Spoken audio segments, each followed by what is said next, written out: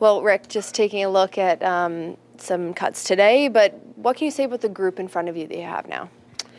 No, it's been 5 and 7 days. There's a lot of people around. So now this is the first time we've got some numbers where I thought the practice for the most part was really good. So we got 8 days before the opener. Now we start to build our team together, who are here, and and go from there.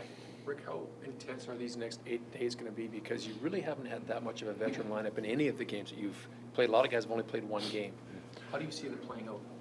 Well, I mean, as a coach staff, we have to have drills. We're situational, but you're also looking for players to make sure that the details of the game. You don't have to kill guys out there, but you have to you got to get to the net. Things like that that you don't get game action that you have to do in practice. That's the thing when you have 5 and 7, 2 back-to-backs. You got to be cautious. The last thing we do is people getting hurt.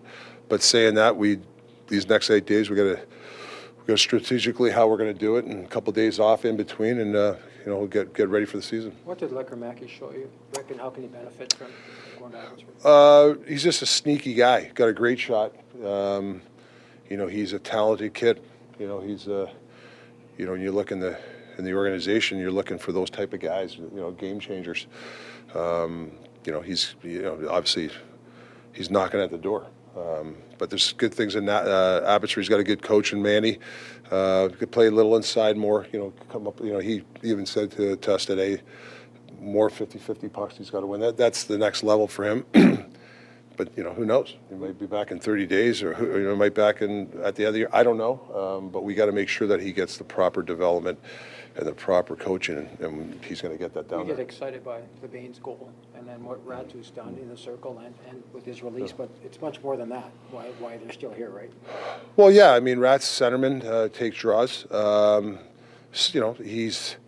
You look at guys like, can it be sustainable? There's a couple of coverage things he made. Like, that wasn't mistakes. It's stuff that he's going to have to learn. Right. So whether it's here or in Abbotsford, that's he's making hard decisions. That's the one thing.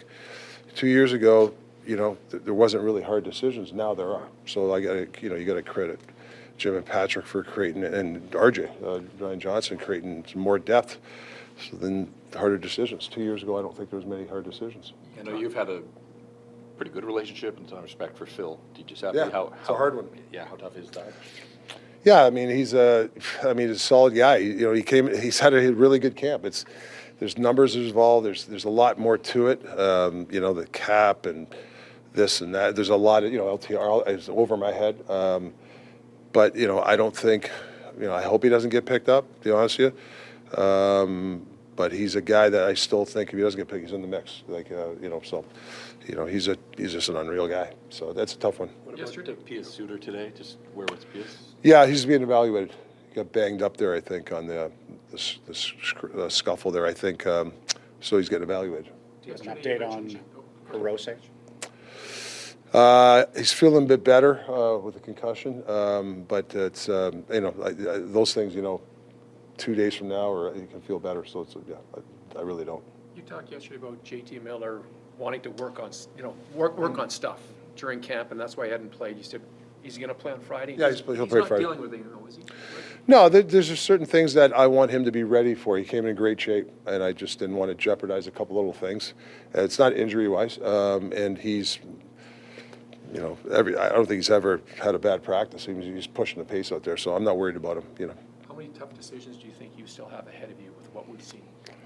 Yeah, I mean, there's you got to pick. I don't know exactly, but we're gonna have to probably, if things aren't, maybe there's something in the works, but you might have to put another guy on. These are tough decisions, and you gotta play it out. You always want to be strong at defense and centerman. Then you got to go from there. That's what I always felt. So we got to make decisions on that, but also on play. Some guys are pushing jobs. We haven't seen Thatcher since Penticton. Where's Thatcher at, and will he be joining the team anytime soon practicing? I don't know. I don't have a target date. I know he's had some really good days. That's how we're planning on it. But he's still around. I mean, I don't know if he's. He might come on the road trip. I'm not saying he's going to play. I don't know yet. We haven't really discussed that. We're still 8 days away from even opening season. Do you think part of JT's rationale is, if you look at what occurred in the preseason with Line A, Doughty that as much as you're trying to work on stuff, there is that part of worrying about what can happen in the preseason? It's a hard one for me. I mean, I know McDavid. He likes to play in these exhibitions because he feels rusty. Some guys are, and that's where the coach and the relationship with the player comes into play. I mean, you look at NFL,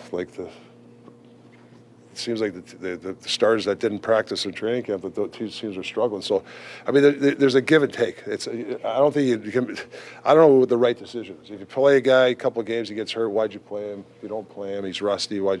So I think you just got to trust the relationship we have with players and the organization. Before Penticton, you talked about really wanting to get a jump on power play, right? And you wanted to get an early and then through camp, you didn't really do a lot in that Sunday scrimmage. You were in the scrimmage groups. Yeah. Like, where are you in terms of starting to drill down on power play? Yeah, they're working on it now. We've had a lot of stuff behind the scenes, video stuff.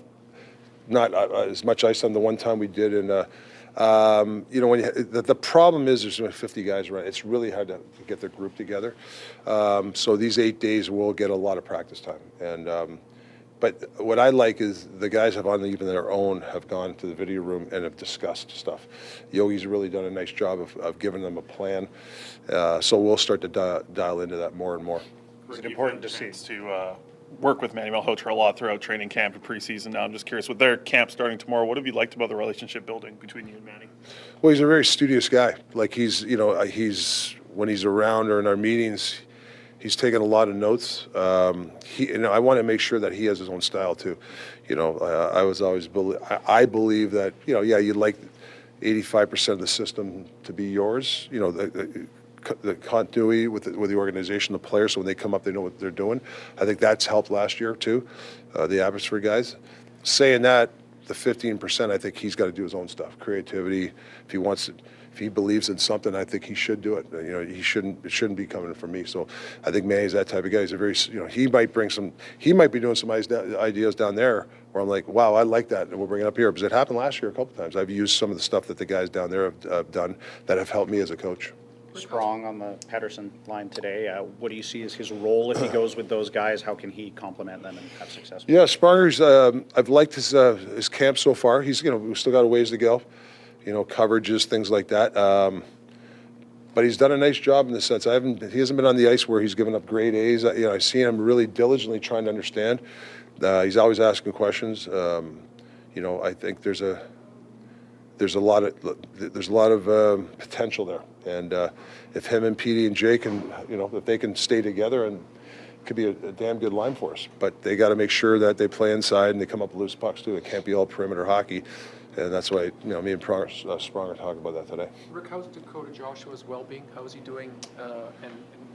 I'll be honest, they're really good now. A couple weeks ago he was a little bit down, and he's such a great kid. He's an upbeat guy, and he's starting to smile a little bit. So, it's like anything. It's devastation to him, but I think he's beat it, and he's a big part of our team, and I want him around because he's a big part of our team. Rick, you mentioned, there's kind of a long break between now and the regular season. Do you, looking back, do you kind of wish that you had an extra game in these 7 days, or how did you like the schedule, how it played out? Yeah, it's hard when you plan this. There's building and all this, constraints and all that stuff. So the 5 and 7, we might look at that next year. Maybe not try to do that to back to back. It just happened that way. It's nobody's fault. When that happens, it kind of screws a little bit of the scheduling. But saying that, I think 6 is plenty. I'm not a big, I think 6 is plenty, and I think I like to work with the team more. But these exhibition games do matter for a lot of guys, and you got to. And like last night, I thought the guys did a really nice job.